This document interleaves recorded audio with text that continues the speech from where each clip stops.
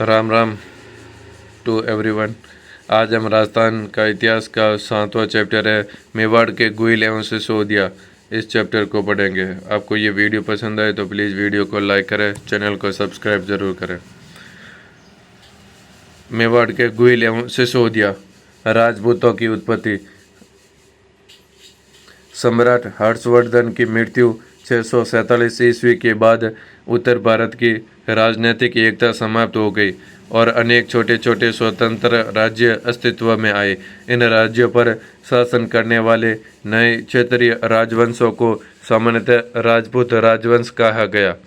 इतिहासकार Vincent Smith के अनुसार हर्षवर्धन की मृत्यु से लेकर लगभग 12वीं शताब्दी में उत्तर भारत पर मुस्लिम आधिपत्य की स्थापना तक का समय राजपूत काल कहलाता है। राजपूत शब्द का अर्थ राजा का पुत्र या शासक वर्ग का सदस्य माना जाता है। डॉक्टर गौरीशंकर हीराचंद ओझा के अनुसार प्राचीन साहित्य में इस शब्द का प्रयोग व्यापक अर्थों में मिलता है। बाण भट्ट के हर्षचरित, कालिदास के नाटकों और कामसूत्र, महर्षि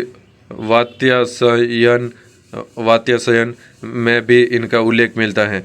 प्रारंभ में यह शब्द किसी विशेष जाति के लिए नहीं बल्कि क्षेत्रीय अथवा प्रशासनिक अधिकारी वर्ग के लिए प्रयुक्त होता था।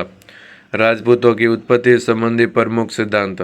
इतिहासकारों के बीच प्रतिहारों की उत्पत्ति को लेकर भिन्न भिन्न मत पाए जाते हैं, जिन्हें निम्न प्रकार से व्यक्त किया जाता है। राजपूतों की उत्पत्ति संबंधी प्रमुख सिद्धांत। वैदिक आर्यों क्षत्रियों की संतान सिद्धांत।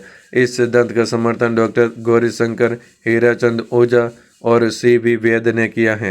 उनके अनुसार राजपूत प्राचीन वैदिक क्षत्रिय राजन्य वर्ग के वंशज थे।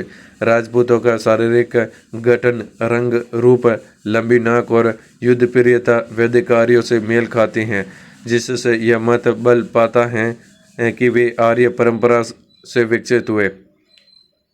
सेकंड, राजपूतों की उत्पत्ति संबंधी प्रमुख सिद्धांत में अग्निकुंड उत्पत्ति सिद्धांत है। यह सिद्धांत पृथ्वीराज रासो पर आधारित है, जिसके अनुसार आबू पर्वत पर वशिष्ठ ऋषि ने अग्निकुंड से प्रतिहार, परमार, चालुक्य और चौहान वंश की उत्पत्ति की। आधुनिक इतिहासकार इस कथन को ऐतिहासिक तथ्य न मानकर शुद्धि आंदोलन का प्रतीक मानते हैं, जिसके माध्यम से शक, हूण जैसी विदेशी या पतित क्षत्रिय जातियों को अग्नि संस्कार द्वारा पुनः क्षत्रिय वर्ग में सम्मिलित किया गया। नेक्स्ट, राजपूतों की उत्पत्ति संबंधी प्रमुख सिद्धांत में ब्राह्मण उत्पत्ति सिद्धांत है। इस सिद्धांत के अनुसार डॉक्टर D.R. भंडारकर ने माना कि कुछ राजपूत वंशों की उत्पत्ति ब्राह्मणों से हुई। उन्होंने गुहिल वंश को नागर ब्राह्मणों से उत्पन्न बताया तथा जैन ग्रंथ वंशमाला में चाउंड वंश के आदि पुरुष को ब्राह्मण कहा गया है।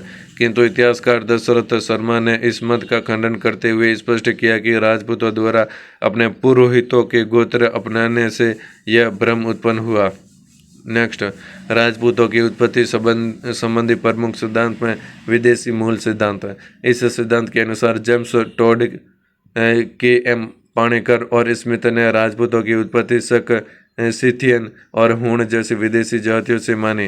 टोड का मत है कि बाहरी आक्रमणकारी अग्निकुंड परंपरा जैसी प्रक्रियाओं के माध्यम से क्षत्रिय समाज में समाहित हुए, परंतु भारतीय परंपरा इस दृष्टिकोण को अस्वीकार करती है, क्योंकि राजपूत अपनी वंशावली सूर्यवंशी और चंद्रवंशी क्षत्रियों से जोड़ते हैं तथा महाभारत में शक, हूण को मलेच कहा गया है।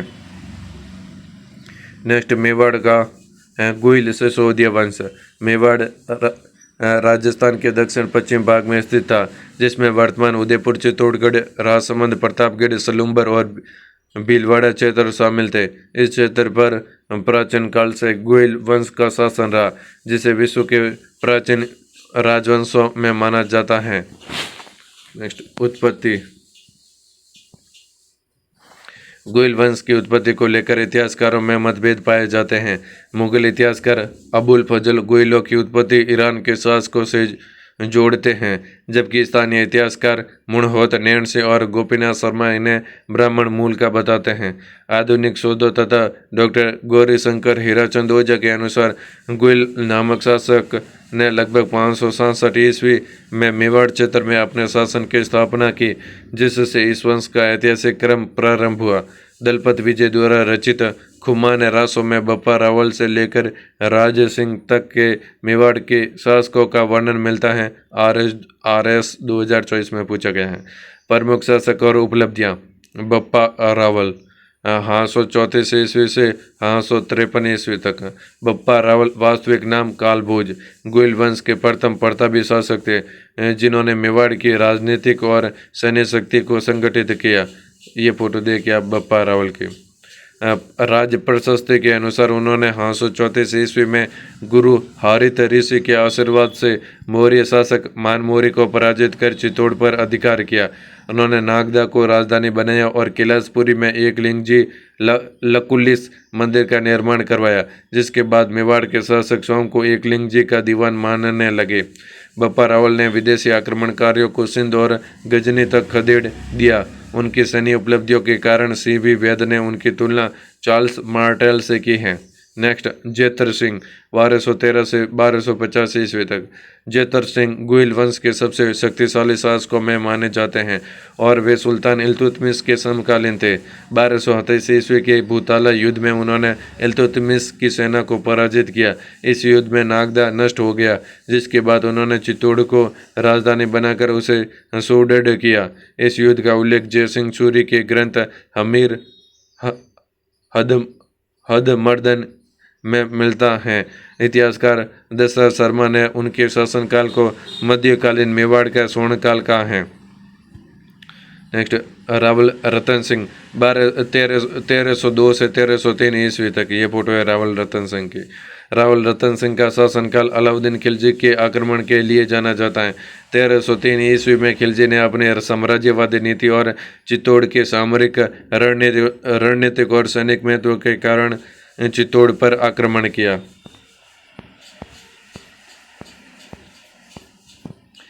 मलिक मोहम्मद जायसी के पद्मावत के अनुसार रानी पद्मती को प्राप्त करने की लालसा भी एक कारण मानी जाती है। युद्ध में रतन सिंह, गोरा और बादल वीर गति को प्राप्त हुए तथा रानी पद्मनी ने लगभग 1600 महिलाओं के साथ जौहर किया। इसके बाद खिलजी ने चित्तौड़ का नाम बदलकर खिजराबाद कर दिया।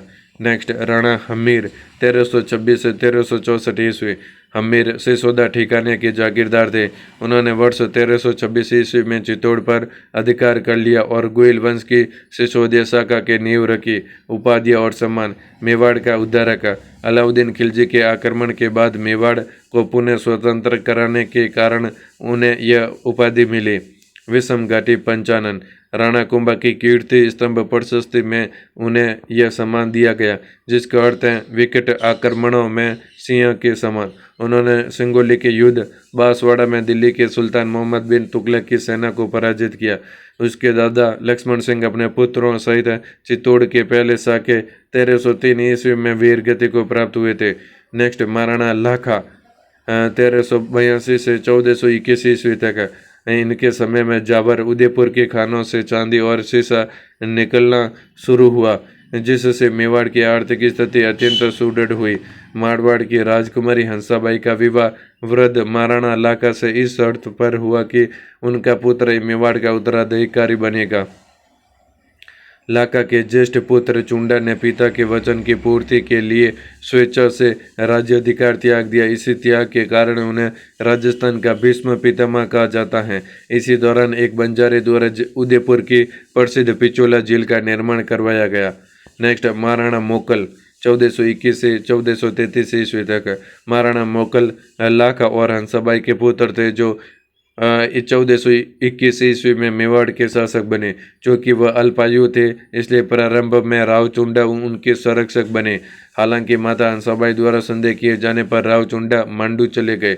1433 ईस्वी में जिलवाड़ा में चाचा और मीरा ने महप्पा पंवार के साथ मिलकर उनकी हत्या कर दी। नेक्स्ट है राणा कुंभा 1433 ईस्वी में महाराणा मोकल की मृत्यु के पश्चात महाराणा कुंभा मेवाड़ के शासक बने। उन्होंने शासन संभालते ही उन्होंने दरबार में राठौड़ों का मेवाड़ पर बढ़ते प्रभाव को समाप्त किया और मेवाड़ी सामंतों का पुनः विश्वास पुनः स्थापित किया। उनकी नीतियों के परिणाम स्वरूप मेवाड़ एक संगठित, सुरक्षित और शक्तिशाली राज्य के रूप में उभरा। ये फोटो है महाराणा कुंभा की। प्रमुख सैन्य अभियान और विजय। 1433 ईस्वी में महाराणा कुंभा ने मालवा के सुल्तान मोहम्मद खिलजी के विरुद्ध सारंगपुर का युद्ध लड़ा, जिसमें सुल्तान को पराजित कर बंदी बना लिया गया। RS 2021 में पूछा गया। इस महत्वपूर्ण विजय के उपलक्ष्य में कुंभा ने चित्तौड़गढ़ में प्रसिद्ध विजय स्तंभ का निर्माण करवाया। 1453 ईस्वी में कुंभा ने मारवाड़ से मंडोर छीन लिया, किंतु बाद में राजनीतिक संतुलन बनाए रखने हेतु संधि कर अपने पुत्र रायमल का विवाह मारवाड़ की राजकुमारी से कर दिया। नागौर के उत्तराधिकार को लेकर हुए संघर्ष में भी महाराणा कुंभा ने गुजरात की सेना को पराजित किया। गाकरोन का युद्ध 1519 ईस्वी यह महाराणा सांगा और मालवा के महमूद खिलजी द्वितीय के बीच लड़ा गया था, जिसमें सांगा विजय रही। RS 2021। राजस्व प्रणाली शब्दावली। पट्टा लेख, पट्टा रेख यानी इस शब्द का तात्पर्य जागीरदार को दिए गए पट्टे अनुदान पत्र में उल्लेखित आंकलित राजस्व अनुमानित वार्षिक आय से था। राज्य द्वारा सैन्य दायित्वों चाकरी का निर्धारण इसी अनुमानित राशि के आधार पर किया जाता था, न कि वास्तविक आय के आधार पर। RS 2016 में पूछा गया। कूटनीति और रक्षा नीति। मेवाड़ की बढ़ती शक्ति से चिंतित होकर मालवा और गुजरात के शासकों ने 1456 ईस्वी में चंपानेर की संधि की। 1457 से 1458 ईस्वी में इन दोनों राज्यों की संयुक्त सेनाओं ने मेवाड़ पर आक्रमण किया, किंतु महाराणा कुंभा ने कुशल कूटनीति से दोनों सुल्तानों के बीच मतभेद उत्पन्न कर आक्रमण को विफल कर दिया। इस प्रकार उन्होंने बिना लड़े सैन्य संघर्ष के राज्य की सुरक्षा सुनिश्चित की। नेक्स्ट, दुर्ग निर्माण और स्थापत्य कला। कवि राजा श्यामल दास के अनुसार मेवाड़ के कुल 84 दुर्गों में से 32 दुर्गों का निर्माण महाराणा कुंभा ने करवाया। इसमें कुंभलगढ़ दुर्ग राजसमंद सबसे प्रमुख है, जिसका निर्माण मौर्य शासक संप्रति के प्राचीन दुर्ग के अवशेषों पर किया गया था और इसके शिल्पी मंडन थे। कुंभलगढ़ दुर्ग को मेवाड़ की आंख, कटारगढ़ तथा मेवाड़ मारवाड़ का सीमा प्रहरी कहा जाता है। इस दुर्ग की सुरक्षा दीवार लगभग 36 किलोमीटर लंबी है, जिस पर 4 घोड़े एक साथ दौड़ सकते हैं। इसके अतिरिक्त कुंभा ने अचलगढ़, बसंतगढ़, मचान दुर्ग, मेर विद्रोह नियंत्रण हेतु और भूमट दुर्ग बिलों के नियंत्रण हेतु का निर्माण करवाया। नेक्स्ट, विजय स्तंभ और कीर्ति स्तंभ। यह फोटो देखिए, ये विजय स्तंभ के हैं। विजय स्तंभ और कीर्ति स्तंभ। चित्तौड़गढ़ में स्थित विजय स्तंभ 9 मंजिला इमारत है, जिसकी तीसरी मंजिल पर अरबी भाषा में 9 बार अल्लाह अंकित है। कीर्ति स्तंभ प्रशस्ति की रचना अत्रि एवं महेश भट्ट द्वारा की गई थी। यह प्रशस्ति स्तंभ की 9वीं मंजिल पर अंकित कराई गई थी। यह राजस्थान की पहली इमारत है जिस पर डाक टिकट जारी किया गया तथा यह राजस्थान पुलिस और माध्यमिक शिक्षा बोर्ड का प्रतीक चिन्ह है। विजय स्तंभ के समीप स्थित कीर्ति स्तंभ 7 मंजिला है, जिसका निर्माण 12वीं शताब्दी में जैन व्यापारी जीजा शाह बघेरवाल ने करवाया था। नेक्स्ट, साहित्य, संगीत और विद्वानों का संरक्षण। महाराणा कुंभा एक उच्च कोटि के विद्वान और महान संगीतज्ञ थे तथा वे वीणा वादन में विशेष रूप से निपुण थे। उनके संगीत गुरु का नाम सारंग व्यास था। उन्होंने संगीत राज, 5 भाग, संगीत मीमांसा और सूंड प्रबंध जैसे ग्रंथों की रचना की तथा जयदेव कृत गीत गोविंद पर रसिक प्रिया नामक टीका लिखी। उनकी विद्वता के कारण उन्हें अभिनव भारताचार्य, हिंदू सुल्तान, हाल गुरु, छाप गुरु और आदि वरा जैसी उपाधियां प्रदान की गई।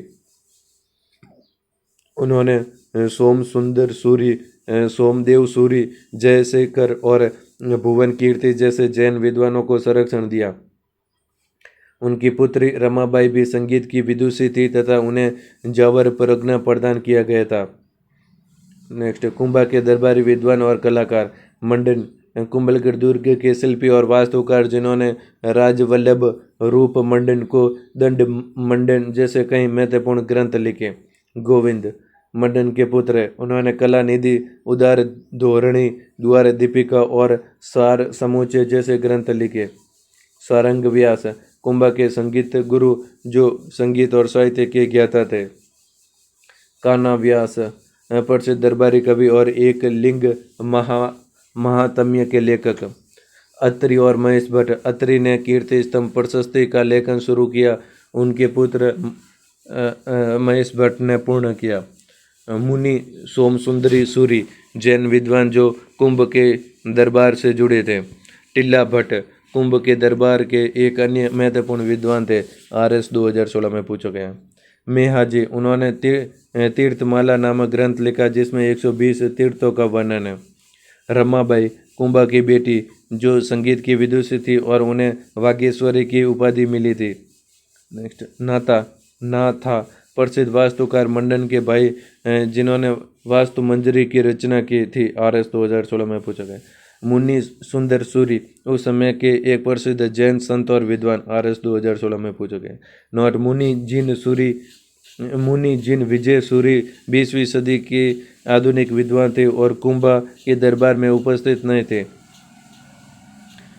नेक्स्ट, धार्मिक निर्माण और अंतिम समय। महाराणा कुंभा ने चित्तौड़ में कुंभ स्वामी मंदिर, श्रृंगार चौरी जैन मंदिर, निर्माता वेलका भंडारी और एकलिंग जी का विष्णु मंदिर बनवाया।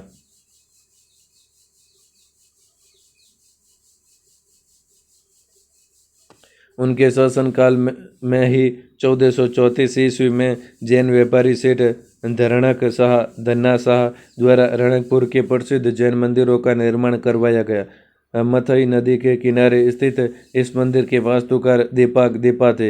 यह मंदिर अपनी 1444 नक्काशीदार खंभों की अनूठी वास्तुकला के लिए प्रसिद्ध है। ये फोटो देखिए रणकपुर का जैन मंदिर, जिसके कारण इसे स्तंभों का अजायब घर, फॉरेस्ट ऑफ पिलर्स कहा जाता है। भगवान आदिनाथ को समर्पित यह मंदिर अपनी संगमरमर नक्काशी के लिए विश्व प्रसिद्ध है। जीवन के अंतिम समय में महाराणा कुंभा उन्माद रोग से ग्रस्त हो गए और 1468 ईस्वी में कुंभलगढ़ दुर्ग के समीप मामादेव कुंड पर उनके पुत्र उदयकरण ने उनकी हत्या कर दी। नेक्स्ट, महाराणा रायमल 1473 से 1509 ईस्वी तक। महाराणा कुंभा की मृत्यु के पश्चात 1493 ईस्वी में उनके पुत्र रायमल मेवाड़ के शासक बने। गद्दी प्राप्त करने के लिए उन्होंने अपने भाई उदयकरण से संघर्ष करना पड़ा। रायमल ने जावर और दाड़िमपुर के युद्धों में उदा को पराजित कर मेवाड़ के राज सिंहासन पर अपना अधिकार सुदृढ़ किया। एक लिंग प्रशस्ति के अनुसार महाराणा रायमल ने मालवा के सुल्तान गयासुद्दीन खिलजी गयास शाह को युद्ध में पराजित किया, जिससे उनकी सैनिक क्षमता प्रमाणित होती है। उन्होंने एक लिंग जी के मंदिर का जीर्णोद्धार करवाकर उसे वर्तमान स्वरूप प्रदान किया। चित्तौड़गढ़ दुर्ग में उन्होंने एक भव्य शिव मंदिर अद्भुत जी का निर्माण करवाया। उनकी रानी श्रृंगार कंवर ने प्रसिद्ध गोसुंडी बावड़ी का निर्माण करवाया। महाराणा रायमल के जीवन के अंतिम वर्ष अत्यंत अशांत रहे, क्योंकि उनके पुत्रों पृथ्वीराज, जयमल और सांगा के मध्य उत्तराधिकार को लेकर संघर्ष चलता रहा। पृथ्वीराज तीव्र गति से दौड़ने की क्षमता के कारण उड़ना राजकुमार कहलाए। उन्होंने अपनी रानी तारा के नाम पर अजमेर दुर्ग का नाम तारागढ़ रखा। कुंभलगढ़ दुर्ग में उनकी 12 खंभों वाली छतरी स्थित है। जयमल सोलंकियों के विरुद्ध युद्ध करते हुए वीर गति को प्राप्त हुए। नेक्स्ट, महाराणा सांगा, जिसको संग्राम सिंह भी कहते हैं, 1509 से 1528 ईस्वी तक। महाराणा सांगा, जिन्हें इतिहास में हिंदूपत कहा जाता है, 1509 ईस्वी में मेवाड़ के शासक बने। उत्तराधिकार संघर्ष के समय बीदा जैत मालोत ने सेवेंत्री गांव में उन्हें शरण दी, जबकि बाद में करमचंद पंवार ने अजमेर, श्रीनगर में सहायता प्रदान की। उनके राज्यारोहण के समय दिल्ली में सिकंदर लोधी, मालवा में नासिर शाह और गुजरात में महमूद बेगड़ा का शासन था। यह फोटो है राणा सांगा का।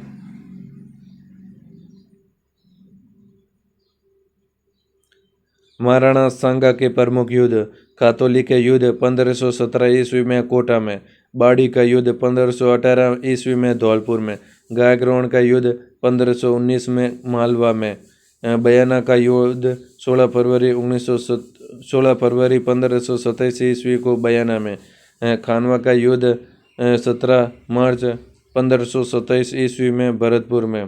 प्रारंभिक विजय और संघर्ष। खातौली के युद्ध 1517 ईस्वी में कोटा में महाराणा सांगा और दिल्ली के सुल्तान इब्राहिम लोदी के बीच ये युद्ध हुआ। इस युद्ध में महाराणा सांगा ने लोदी सेना को पराजित किया, जिससे मेवाड़ की शक्ति में वृद्धि हुई और सांगा का प्रभाव चंबल क्षेत्र तक स्थापित हो गया। नेक्स्ट, बाड़ी का युद्ध 1518 ईस्वी में धौलपुर में। खातौली की पराजय के बाद इब्राहिम लोदी ने पुनः सांगा से संघर्ष किया, परंतु बाड़ी के युद्ध में भी उसी पराजय का सामना करना पड़ा। इन दोनों युद्धों की विजय से महाराणा सांगा उत्तर भारत के सबसे शक्तिशाली शासक बन गए। गाकरोण का युद्ध 1519 ईस्वी में मालवा। यह युद्ध महाराणा सांगा और मालवा के सुल्तान महमूद खिलजी द्वितीय के बीच हुआ। युद्ध का मुख्य कारण मालवा में मेदिनी राय का बढ़ता प्रभाव था। महाराणा सांगा ने मेदिनी राय को शरण देकर गाकरोण की जागीर प्रदान की। इस युद्ध में सांगा विजयी रहे और महमूद खिलजी द्वितीय को बंदी बना लिया गया। इस युद्ध में हरिदास चौरण की वीरता से प्रसन्न होकर महाराणा सांगा ने उन्हें 12 गांव दान में दिए। नेक्स्ट, ईडर संघर्ष। 16वीं शताब्दी का प्रारंभ। ईडर राज्य के उत्तराधिकार को लेकर संघर्ष हुआ, जिसमें महाराणा सांगा ने रायमल का समर्थन किया, जबकि गुजरात के सुल्तान मुजफ्फर शाह द्वितीय ने भारमल का पक्ष लिया। अंततः महाराणा सांगा ने गुजरात की सेना को पराजित कर ईडर राज्य पर अपना प्रभाव स्थापित किया। नेक्स्ट, मुगलों से संघर्ष। 1526 ईस्वी में बाबर ने पानीपत के प्रथम युद्ध में विजय प्राप्त की। इसके बाद बाबर ने महाराणा सांगा पर संधि उल्लंघन और विश्वासघात का आरोप लगाया। इसी आरोप के कारण दोनों महत्वाकांक्षी शासकों के बीच संघर्ष अनिवार्य हो गया।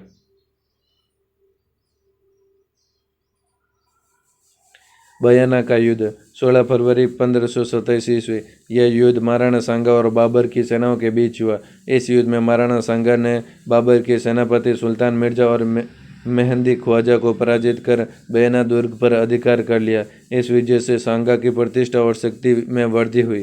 फिर खानवा का युद्ध 17 मार्च 1527 ईस्वी भरतपुर में। 17 मार्च 1527 ईस्वी को खानवा का युद्ध महाराणा सांगा और बाबर के बीच निर्णायक रूप से लड़ा गया।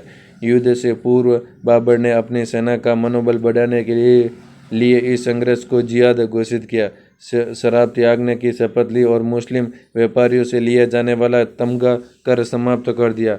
दूसरी ओर महाराणा सांगा ने राजपूताने की प्राचीन पाती परवन परंपरा को पुनर्जीवित कर राजपूत सरदारों को एकजुट किया, जिसमें मारवाड़ के मालदेव आमेर के पृथ्वीराज, बीकानेर के कल्याणमल, मारवाड़ के मालदेव आमेर से पृथ्वीराज, बीकानेर से कल्याणमल, मेड़ता से वीरमदेव, सिरोही से अखेराज देवड़ा, ईडर से भारमल, चंदेरी से मेदिनी राय, वागड़ से उदय सिंह, देवलिया से बाघ सिंह, सादड़ी से झाला अज्जा, सलुम्बर से रतन सिंह चुंडावत, मेवात से हंसी खा मेवाते, महमूद लोदी प्रमुख थे।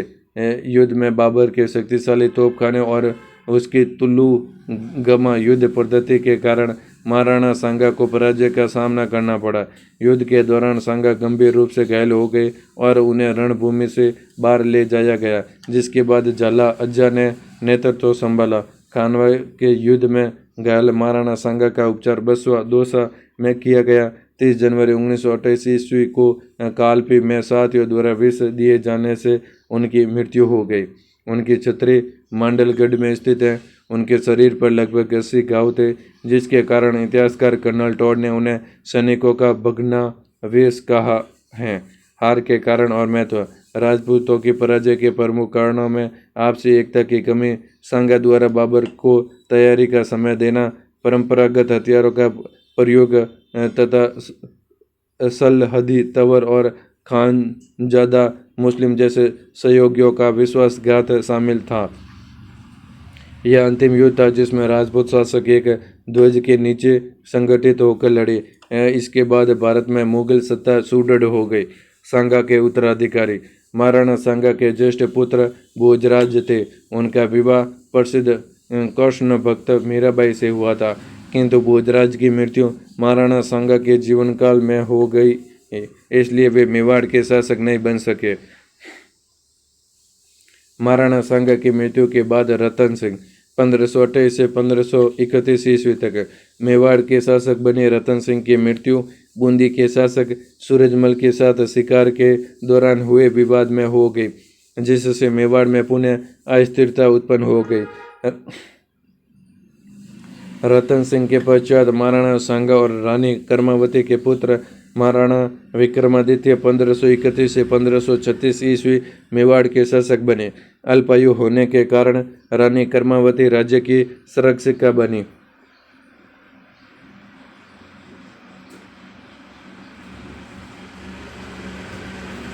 विक्रमादित्य का शासनकाल राजनीतिक संकटों से भरा रहा। 1533 ईस्वी में गुजरात के शासक बहादुर शाह ने मेवाड़ पर आक्रमण किया, जिसके परिणाम स्वरूप रानी कर्मावती को विवश होकर रणथंभौर का किला देकर संधि करनी पड़ी। 1534 और 35 ईस्वी में बहादुर शाह ने पुनः मेवाड़ पर आक्रमण किया। इस गंभीर संकट के समय रानी कर्मावती ने मुगल बादशाह हुमायूं को रक्षा सूत्र राखी भेजकर सहायता की प्रार्थना की, किंतु समय पर मुगल सहायता नहीं पहुंच सकी। नेक्स्ट, चित्तौड़ का दूसरा शाखा 1535 ईस्वी। बहादुर शाह के आक्रमण के समय चित्तौड़ में दूसरा शाखा हुआ। रानी कर्मावती के नेतृत्व में राजपूत स्त्रियों ने जौहर किया। इस जौहर के समय किए गए दान का उल्लेख पूर्व ताम्रपत्र से प्राप्त होता है। जौहर के पश्चात देवलिया प्रतापगढ़ के दीवान बाघ सिंह के नेतृत्व में राजपूत वीरों ने केसरिया धारण कर अंतिम युद्ध किया। बाघ सिंह की छतरी चित्तौड़ दुर्ग के पांडुपोल पर स्थित है। इस प्रकार महाराणा सांगा के उत्तराधिकार काल और महाराणा विक्रमादित्य के शासनकाल में घटित घटनाएं मेवाड़ के इतिहास में संघर्ष, त्याग और बलिदान की परंपरा को स्पष्ट रूप से दर्शाती हैं।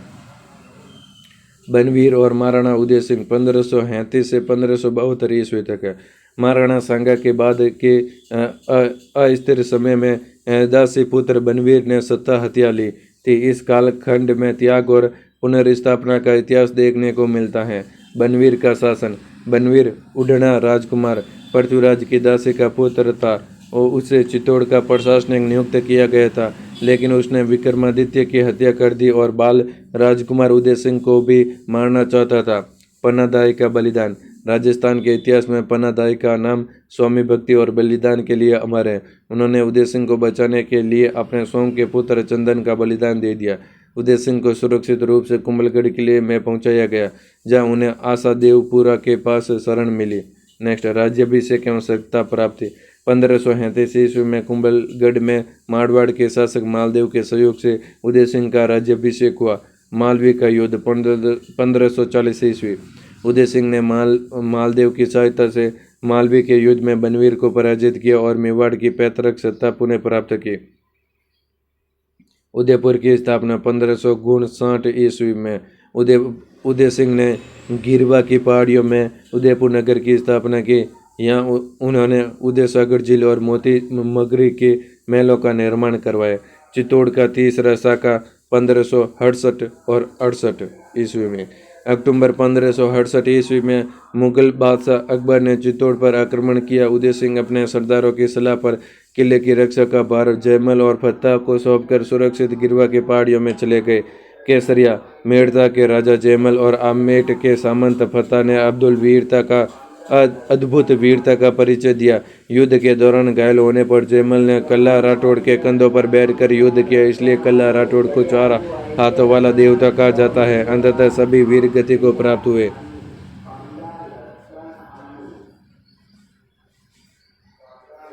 जौहर। फत्ता की रानी और जयमल की बहन फूल कंवर के नेतृत्व में राजपूत वीरांगनाओं ने जौहर किया। 25 फरवरी 1568 को चित्तौड़ पर अकबर का अधिकार हो गया। अकबर ने 30,000 निर्दोष लोगों का कत्लेआम करवाया। अकबर जयमल और फत्ता की वीरता से प्रभावित होकर आगरा के किले के द्वार पर हाथी पर सवार उनकी पाषाण मूर्तियां लगवाई। फ्रांसीसी यात्री बर्नियर ने अपनी पुस्तक travels in the Mughal empire में इसका वर्णन किया है। जयमल और कल्ला राठौड़ की छतरियां चित्तौड़ दुर्ग के हनुमान पोल व भैरव पोल के मध्य हैं, जबकि फत्ता की छतरी राम पोल पर स्थित है। नेक्स्ट, महाराणा प्रताप 1572 से 1597 तक। महाराणा प्रताप के जीवन स्वाधीनता और निरंतर संघर्ष का प्रतीक माना जाता है। उनका जन्म 9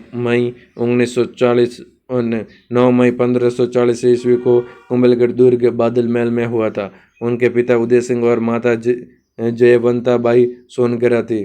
बाल्यकाल में उन्हें कीका कहा जाता था तथा उनकी पत्नी का नाम अजबदे पंवार था। उत्तराधिकार के प्रश्न पर महाराणा उदय सिंह ने जगमाल को अपना उत्तराधिकारी घोषित किया था, किंतु मेवाड़ के प्रमुख सरदारों ने इस निर्णय को अस्वीकार किया। परिणाम स्वरूप गोगुंदा में महाराणा प्रताप का राज तिलक किया गया, जिसमें कृष्णदास चुंडावत की निर्णायक भूमिका रही।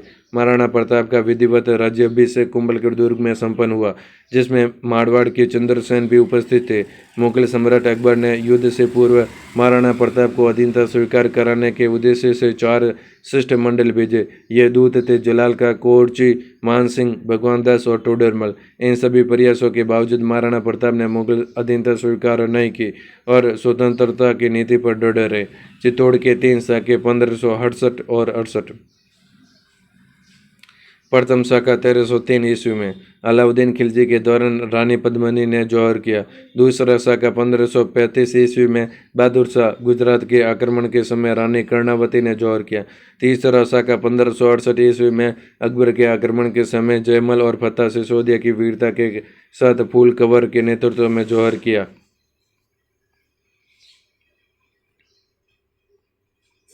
हल्दी घाटी का युद्ध। महाराणा प्रताप और मुगल साम्राज्य के बीच हल्दी घाटी का युद्ध 18 जून 1576 ईस्वी केवल 2 सेनाओं के बीच का युद्ध नहीं था, बल्कि यह साम्राज्यवादी सत्ता और क्षेत्रीय स्वतंत्रता के बीच निर्णायक संघर्ष था।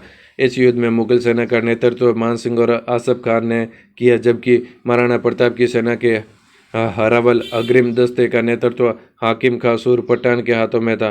प्रताप की ओर से कृष्णदास चुंडावत, रामशाह तोमर तथा राणा पुंजा के नेतृत्व में भील सेना ने भी महत्वपूर्ण भूमिका निभाई। युद्ध के दौरान मुगल पक्ष के मिहत्तर खान ने अकबर के स्वयं युद्ध भूमि में पहुंचने की झूठी अफवाह फैलाकर मुगल सेना का मनोबल बढ़ाया। संघर्ष के समय महाराणा प्रताप के घायल हो जाने पर जलाबीदा मान ने उनका राजमुकुट धारण कर युद्ध जारी रखा और वीर गति को प्राप्त हुए। महाराणा प्रताप के प्रिय घोड़े चेतक ने भी असाधारण साहस दिखाया। चेतक की छतरी बलीच राजसमंद में स्थित है। इतिहासकारों ने इस युद्ध को विभिन्न नामों से संबोधित किया। अबुल फजल ने इसे खमनोर का युद्ध कहा, जबकि प्रत्यक्षदर्शी इतिहासकार बदायूं ने अपनी कृति मुंतखब उत तवारीख में इसे गोगुंदा का युद्ध कहा है। जेम्स टोड ने इसे हल्दी घाटी तथा मेवाड़ की थर्मोपली एवं आदर्शी लाल श्रीवास्तव उन्नी बादशाह बाग का युद्ध की संज्ञा दी है। हल्दी घाटी का नाम वहाँ की पीली मिट्टी के कारण पड़ा, जो हल्दी की तरह दिखती हैं। लोक मान्यता के अनुसार इस स्थान को हल्दी घाटी इसलिए कहा गया क्योंकि यहाँ नवविवाहित स्त्रियां पुरुष वेश में युद्ध में उतरी थी और उनके हाथों में विवाह की हल्दी लगी हुई थी। हल्दी घाटी के युद्ध के बाद भी महाराणा प्रताप का संघर्ष समाप्त नहीं हुआ। दिवेर का युद्ध 1582 ईस्वी विजयदशमी के दिन लड़ा गया, जिसमें कुंवर अमर सिंह ने मुगल अधिकारी सुल्तान खां को मारकर एक महत्वपूर्ण और निर्णायक विजय प्राप्त की। जेम्स टोड ने इस युद्ध को मेवाड़ का मैराथन कहा है। 1585 ईस्वी के बाद अकबर ने मेवाड़ के विरुद्ध कोई नया सैन्य अभियान नहीं भेजा। इस स्थिति का लाभ उठाकर महाराणा प्रताप ने चित्तौड़ और मांडलगढ़ को छोड़कर शेष संपूर्ण मेवाड़ को पुनः अपने अधिकार में ले लिया। इस प्रकार हल्दी घाटी के बाद का संघर्ष महाराणा प्रताप की दृढ़ इच्छा शक्ति, निरंतर प्रयास और स्वाधीनता प्रिय नीति का प्रमाण बन गया। नेक्स्ट, सांस्कृतिक उपलब्धियां। महाराणा प्रताप ने चावंड को अपनी नई राजधानी बनाया, जो अगले 28 वर्षों तक मेवाड़ की राजधानी रही। चावंड से ही मेवाड़ चित्रकला शैली का प्रारंभ हुआ, जिसके प्रमुख चित्रकार नसरुद्दीन थे। महाराणा प्रताप के दरबार में चक्रपाणि मिश्र ने मुहूर्त माला और विश्व वल्लभ जैसे ग्रंथों की रचना की, जबकि हेमरत्न सूरी ने गोरा बादल पद्मिनी चौपाई की रचना की।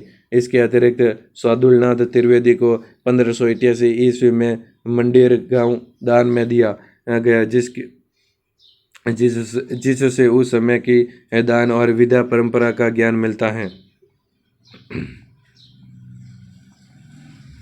महाराणा प्रताप के शासनकाल में भामाशाह का योगदान अत्यंत महत्वपूर्ण रहा। चूलिया गांव में भामाशाह और उनके भाई ताराचंद ने महाराणा प्रताप को 25 लाख रुपए नकद तथा 20 लाख रुपए का सोना प्रदान कर आर्थिक सहायता दी।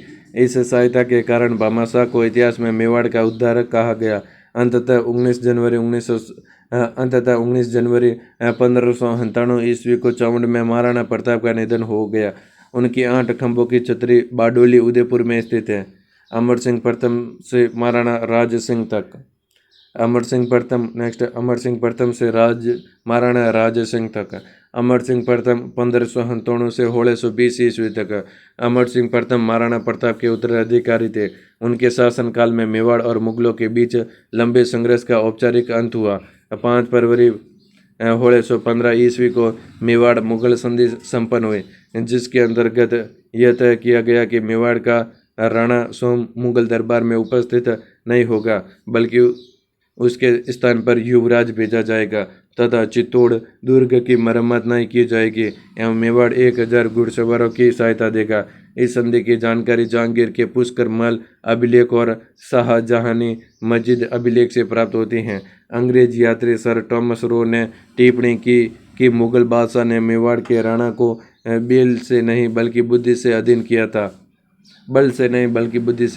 था। नेक्स्ट, जगत सिंह प्रथम। अमर सिंह प्रथम के बाद जगत सिंह प्रथम 1628 से 1652 ईस्वी तक मेवाड़ के शासक बने। वे कला और स्थापत्य के महान संरक्षक थे। उन्होंने उदयपुर में प्रसिद्ध जगदीश मंदिर का निर्माण करवाया, जिसे लोकमान्यता में सपनों में बना मंदिर भी कहा जाता है। इस मंदिर के वास्तुकार अर्जुन बाणा और मुकुंद थे।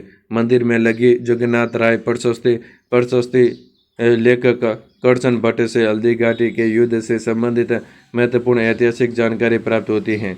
चित्रकला।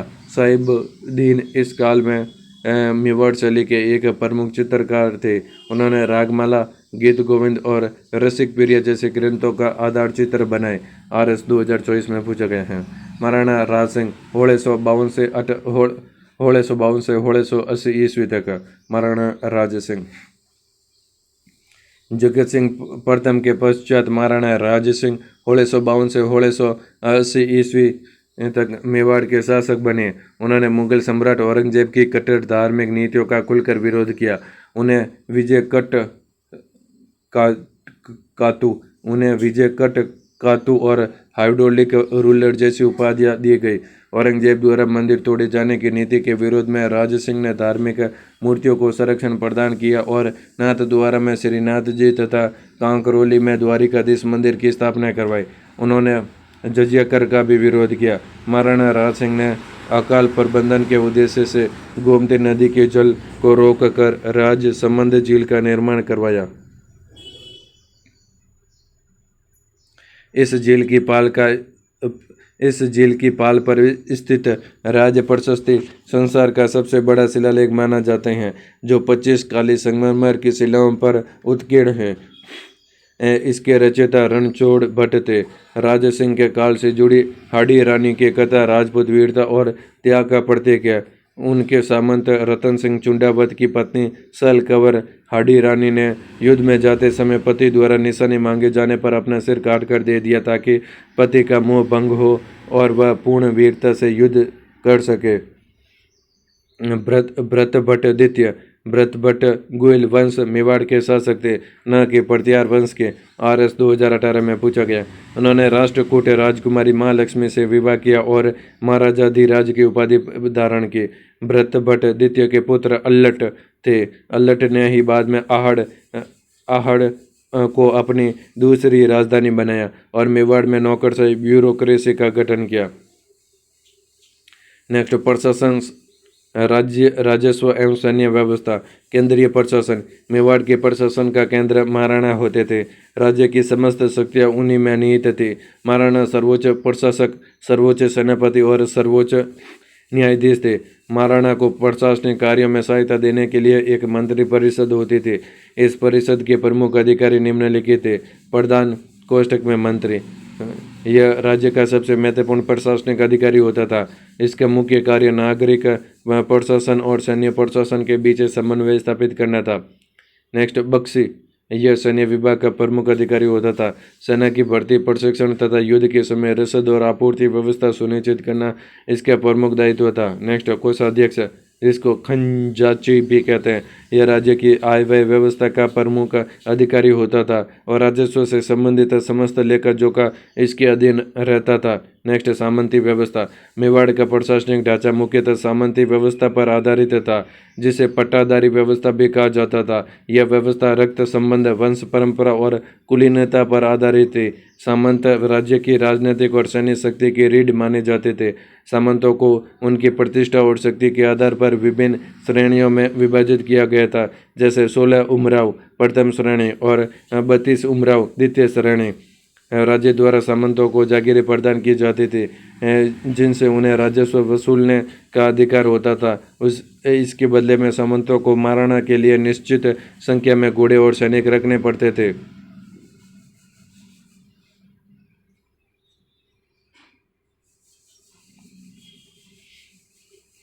इस सैन्य सेवा को चाकरी कहा जाता था। युद्ध और शांति दोनों कालों में सामंतों की यह सेवा अनिवार्य थी। सामंती व्यवस्था के अंतर्गत सामंतों पर कुछ निश्चित आर्थिक दायित्व भी होते थे। रेख यानी यह जागीर के अनुमानित वार्षिक आय पर आधारित एक निश्चित कर था, जिसे सामंतों को राज्य को देना पड़ता था।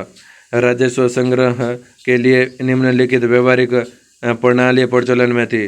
पहलो, लाटा पद्धति, यानी फसल कटाई के बाद खलिहान में लगे अनाज के ढेर में से राज्य का हिस्सा निर्धारित किया जाता था। दूसरा, कुंता पद्धति, यानी खेत में खड़ी फसल का निरीक्षण कर उपज का अनुमान लगाया जाता था और उसी आधार पर भू राजस्व निर्धारित किया जाता था। नेक्स्ट, राजस्व प्रणालियाँ। मेवाड़ राज्य की आय का प्रमुख साधन भू राजस्व था। प्रशासनिक सुगमता और राजस्व निर्धारण के लिए राज्य की समस्त भूमि को 3 मुख्य श्रेणियों में बांटा गया था। खालसा भूमि, यह सीधे महाराणा के नियंत्रण में थी। इससे प्राप्त होने वाला समस्त राजस्व शाही कोष में जमा होता था, जिसका उपयोग केंद्रीय प्रशासन और सेना के व्यय हेतु किया जाता था। दूसरो, जागीर भूमि, यह भूमि सामंतों को उनकी सैन्य सेवा चाकरी के बदले वेतन के रूप में प्रदान की जाती थी। जागीरदार इस भूमि से राजस्व वसूल करते थे और उसके बदले राज्य को सैन्य सहायता उपलब्ध कराते थे। नेक्स्ट, भूमि एवं शासन भूमि, यह भूमि कर मुक्त थी। इसे मंदिरों, ब्राह्मणों, चारणों और भाटों को धार्मिक, शैक्षणिक तथा पुण्यार्थ कार्यों के लिए दान में दिया जाता था, जिससे राज्य की धार्मिक एवं सांस्कृतिक विरासत का संरक्षण सुनिश्चित होता था। भाग या भोग, भू राजस्व की दर, यह भू राजस्व की दर को इंगित करता था। सामान्यतः राज्य द्वारा उपज का 1/3 से लेकर 1/6 भाग कर के रूप में वसूला जाता था, जिससे किसानों पर अत्यधिक आर्थिक बोझ नहीं पड़ता था। नेक्स्ट, सैन्य व्यवस्था। मुगलों और पड़ोसी राज्यों से लगातार संघर्ष के कारण मेवाड़ की सैन्य व्यवस्था अत्यंत मजबूत और व्यवस्थित थी। इसकी प्रमुख विशेषताएं निम्नलिखित थी। सैन्य संगठन और बल। चतुरंगिणी सेना, मेवाड़ की पारंपरिक सेना में 4 प्रमुख अंग होते थे: पैदल सैनिक, घुड़सवार सैनिक और रथ सेना। यह समन्वित संरचना युद्ध के मैदान में संतुलन और रणनीतिक लचीलापन सुनिश्चित करती थी। फिर है भील सैनिकों का योगदान। महाराणा प्रताप ने सेना में महत्वपूर्ण सुधार करते हुए स्थानीय भील जनजाति को शामिल किया। भील सैनिक अपने धनुष विद्या और छापामार युद्ध, गुरिल्ला वॉरफेयर कौशल के लिए विख्यात थे। उन्होंने पहाड़ी क्षेत्रों में मेवाड़ की रक्षा में निर्णायक भूमिका निभाई। रक्षात्मक व्यवस्था। नेक्स्ट, रक्षात्मक व्यवस्था। दुर्ग निर्माण। सुदृढ़ किलाबंदी। महाराणा कुंभा के शासनकाल में दुर्ग निर्माण कला चरम पर पहुंची। किलों का निर्माण ऊंची पहाड़ियों पर किया जाता था, जिससे उन्हें प्राकृतिक सुरक्षा प्राप्त होती थी। घेराबंदी के लिए तैयारी। शत्रु की लंबी घेराबंदी का सामना करने हेतु किलों के अंदर पर्याप्त व्यवस्थाएं की जाती थी, जिसमें खेती के लिए स्थान, जल संग्रहण हेतु टाके व कुंड और खाद्य भंडारण के लिए समुचित व्यवस्था शामिल थी। That's all in this video. अगर आपको ये वीडियो पसंद आए तो प्लीज़ वीडियो को लाइक करें, चैनल को सब्सक्राइब जरूर करें। इस चैनल पर आपको आरएस से रिलेटेड सारा स्टडी मटेरियल मिलेगा। Thank you for you all.